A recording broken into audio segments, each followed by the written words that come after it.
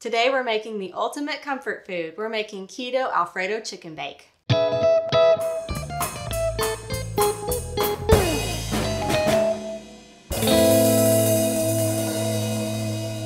This recipe features shredded chicken and roasted broccoli in a to-die-for Keto Alfredo sauce, or you can use my Paleo Alfredo sauce, which I will have a link to up here over my shoulder and down below if you would like to make this recipe paleo and dairy-free. And also, I wanted to real quick let you guys know that I became a certified keto and intermittent fasting coach. And in light of this, I started a closed private Facebook group. In the group, you can get personalized support by asking me questions, sharing your stories, and getting recipes. You can find the link to join the Facebook group below.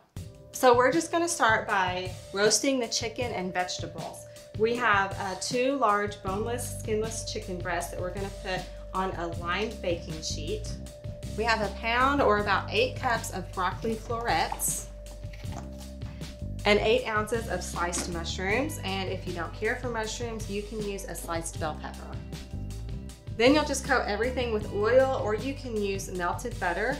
And then we're gonna sprinkle it with salt, pepper, and Italian seasonings. And don't forget to do the other side of the chicken. Now we'll bake this at 400 degrees for 20 to 25 minutes or until the chicken is cooked through and the broccoli is tender.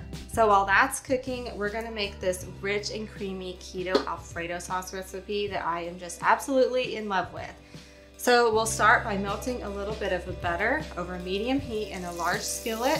And once that's melted, we'll just saute some garlic for about 30 seconds to a minute or until it's nice and fragrant. Now that the garlic is nice and fragrant, we're just going to very slowly add the heavy whipping cream.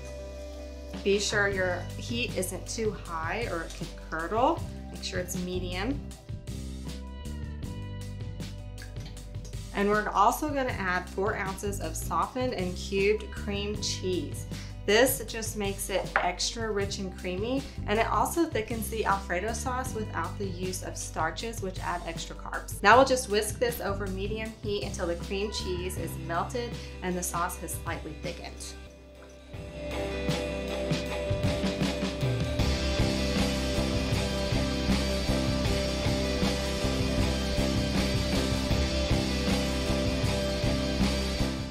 Now that the Alfredo sauce is smooth, creamy, and thickened, we're gonna add in some shredded Parmesan cheese.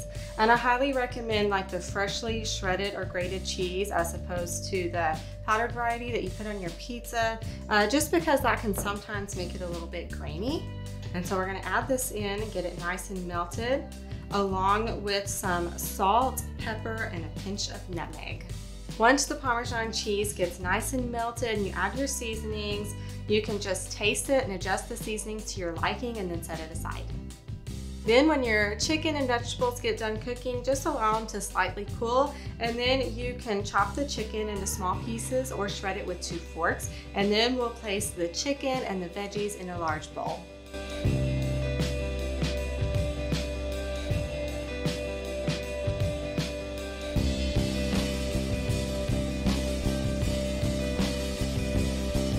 Now that we have our chicken, our roasted broccoli, and our mushrooms in a bowl, we're just gonna pour on this so delicious Alfredo sauce and then mix it all up really good.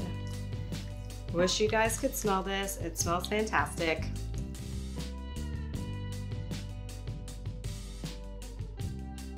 Now we'll just pour the mixture into a large casserole dish.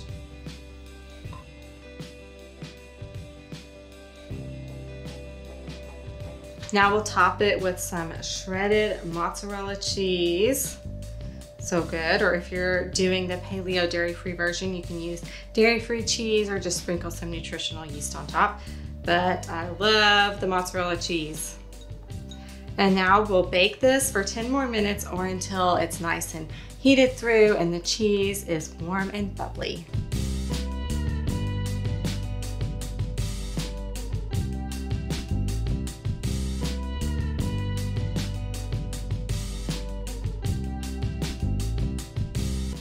So the casserole just came out of the oven. We ended up turning the broiler on for just a minute to make it extra bubbly and melty. And it's time for my very favorite part, time to try it. The broccoli and chicken are perfectly roasted and tender, and it's all covered in that creamy, thick, to die for Alfredo sauce with the melted cheese. I just can't even describe to you how delicious this is. I can't wait for you to try it. And when you try it, please let me know what you think in the comments below. And to see more recipes like this, be sure to hit that subscribe button and notification bell below to be alerted each time we post a new video. See you next time.